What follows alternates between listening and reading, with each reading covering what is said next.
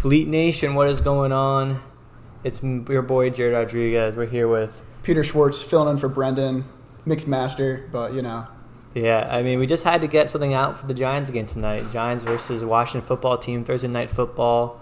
And Peter is a resident Giants fan in my house here at Marist. Yeah, it's a tough life, but you know. It's a tough life, definitely. Carry through. We carry through, and he arguably knows more than me. So thank you for being on today. Thanks for having me. It's a pleasure. So first, we've got to talk about, unfortunately, last week against the Broncos. Very disappointing. Yeah, you know, bad game all around. 27-13, but let's be honest, it was 27-6. Yeah, the 13 really means shit, but didn't mean anything. Yeah. Broncos defense checked out by that point. Yeah, and it was honestly, I had high hopes. The game was, competitive for a little bit, but then by the third quarter, it was all unraveling on defense. Our offense couldn't stay on the field for long. Our defense was out there for so long last week. Like it felt like the Broncos drives were going 7-8 minutes, and then we were just 3 and out. Maybe get a first down here or there, but nothing really working. Yeah, and Daniel Jones last week, 267 yards and 27 yards rushing. Had that fumble though. Yeah. In classic Daniel Jones fashion. I mean, what do you make of that? Do you think it's the same old Daniel Jones?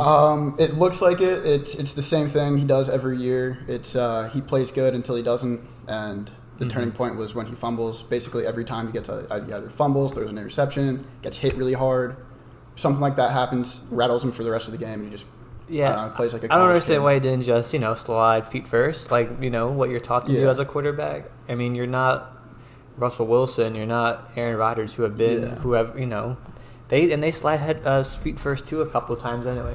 Hey, what's going on, Mike? This is our guy Mike right here. Fleet Nation going on. Say hi to Fleet Nation. Oh, there you go. What's up, Fleet Nation? Are you a Giants fan? What? You a Giants fan? Of course. All right. So do you think we're gonna win tonight? Tell the people. Who's gonna win? Yeah. Giants, baby. All right. He's a confident fan. He clearly knows nothing. He clearly knows nothing. But yeah, Barkley kind of a non-factor last week. You can really chalk that one up to the O-line though. O-line was terrible. It was disgusting. Quite crappy. Hard to watch. He had 10 carries for 26 yards. Daniel Jones had one more yard rushing than him. And if you want to win games, that can happen for Barkley. He has to put on at least 80 or more yards for us to be in this, because we rely on him. And last year, I remember we did a lot of play action with Wayne Gallman, and we got to do the same with Barkley, and Barkley should be better than him. Yeah, that, and they also a lot of option last year between Daniel Jones either giving it to Gallman or keeping it, and there was almost none of that in the game. I don't know why they went away from that. It worked. Jason Garrett, I don't know if he saw something with the Broncos defense, but we didn't capitalize. We had, our best shot was right before Daniel Jones fumbled, actually. Yeah. And then after that, it just kind of went downhill. Kind of a sad game to watch. Kenny Golladay, a new addition, had 4 receptions on 64 yards. I feel like he could have been targeted a little bit more. He made great catches every time that Jones do it. And hopefully his presence is more known in this game against the Washington football team. Yeah, ideally. And it feels like they're still working on that connection. The two guys that have been around the longest, Shepard and Slayton, both led the team in targets. I think Shepard was at 9 or 10 and Slayton at 7. Yeah, Shepard had a great game. 7 receptions for 113 yards. Had a nice touchdown. Yeah, that's classic Shep right there. Classic Shep. And it was nice to see him actually get yards after catch, because that has not happened ever in his career. That is true. And the defense, we let Teddy Bridgewater walk all over us. Do you have any thoughts on the defense, Peter? I think the defense, it's going to come together eventually. I don't know why Sunday was such a bad day. We were watching together, and you kept saying it looked soft. Yeah, they weren't playing like they know they can. They were very physical in that middle point last year when we kept winning games somehow. But they didn't look like anyone really wanted to be out there. Yeah, and it's disappointing because I always have regarded Joe Judge as a guy to fire up this team, make them competitive. That same fire we had last year when we, had a lot of close games wasn't there, and this was kind of a blowout. Yeah, the only 2 really redeemable factors from the defense was Logan Ryan and James Bradbury. Bradbury held Cortland Sutton, one of the better wide receivers in the league, probably top 20. Yeah, probably. Yeah. 1 catch on 3 targets, 14 yards. He did absolutely nothing. Very Saquon Barkley kind of day. Yeah. And then Logan Ryan led the team in tackles, had that forced fumble and recovery. Logan Ryan looked great, so I'm glad he's still there. Other than that, though, it's just a bad day. It was a crappy game. We're gonna turn the page. It's the first game of the season. Only the Eagles won in the division, and they're turned out to be the worst team in the division, so that's a good sign. Mm-hmm. But we don't really want to have what happened in the past couple of seasons where everyone's 500, and that one game you could have won is what eliminates you from the playoff. So we really got to, this game right here is important. It's a division rival. Yeah. And it's the Washington football team who won the division last year. We have some questionables for tonight. We have some injuries. Evan Ingram out. Barkley is questionable. That was I was surprising to me since he got 10 carries last week. There wasn't really anything newsworthy until I think yesterday. The notification popped up on my phone. Yeah, I remember hearing before the game last week they were either gonna play him week 1 and not play him at all during week 2, or vice versa. So it seems like he's either gonna not play at all or get very, very limited snaps. Now why would they do that? Why would they play him against the Broncos, but against a division rival, a game that's more important per se, not play him? Honestly, you don't know. I can't answer that. Yeah, we don't run the team. Yeah, no. They might have wanted to just see can he play, and sort of was the answer. But let's talk about Washington. They lost to the Chargers 20-16. Mm-hmm. They're starting quarterback into the season. Ryan Fitzpatrick gets injured really early on in the game, and Taylor Heinicke steps in. Throws 122 yards, a touchdown.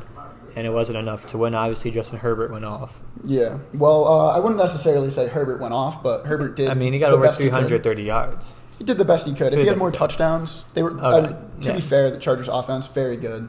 A lot of times where they had many opportunities to blow this game out of the water with either a turnover or they just didn't convert on 3rd and goal to go, or within the red zone they just weren't having a great day. But that's the football team's defense. Yeah. They have really good defense. I'm scared for Daniel Jones today. Chase Young is on the corner there. Well, him, Montez Sweat, both amazing. Yes, have a great defense. Yeah. And, it's hard to overlook that when you try to, predict the winners of tonight. Last week, we know their weapons, Scary Terry and Logan Thomas. They're some of the better, I would say Scary Terry is better than Cortland Sutton, would you say? I think it's up for debate. Up for debate, yeah. And Logan Thomas was really good last year. He's arguably a top 10 tight end. Definitely better than Pro Bowler Evan Ingram, who's not even going to play. Yeah, he's out. Yeah, I feel like maybe that's what we're missing. Maybe we're missing Ingram. I don't know. Kyle Rudolph. Tonight I just expect Kenny Golladay more targets. And if Barkley's out, then I guess we'll go out all with Booker because he's a backup and prove that he could play in the beginning of the season if we're going to have Barkley with limited snaps. Yeah. Well, Barkley is also, as you just said, he's probably not going to play, but we're also down a starting offensive lineman, Shane Lemieux. Yes. Did a pretty solid job last year. PFF graded him terribly, but, it's PFF. But he's out, so the guy we just traded for from the Ravens, Ben Bredesen, is starting. It's going to be his first time in the unit this season. A little nerve-wracking. Yeah. Don't know how that's going to turn out, especially against an elite defense like Washington. Yes, exactly. So, the bottom line is Daniel Jones' story is, he's a guy whenever he plays the Washington football team. He's never lost. Mm-hmm. And so the question is, Peter, do you think he still goes undefeated? Sadly, no, I don't think so. The football team played a very good game without Fitzmagic on Sunday against one of the best teams in the NFL, the Chargers. Oh, really? Best team Chargers? One of the best teams, for sure. Interesting. And I forget where I was going with this. That Daniel Jones is losing tonight. Oh, yeah. So 100% Daniel Jones is going to lose tonight. 100%. 100%. I'm probably going to put money on that. Oh, really?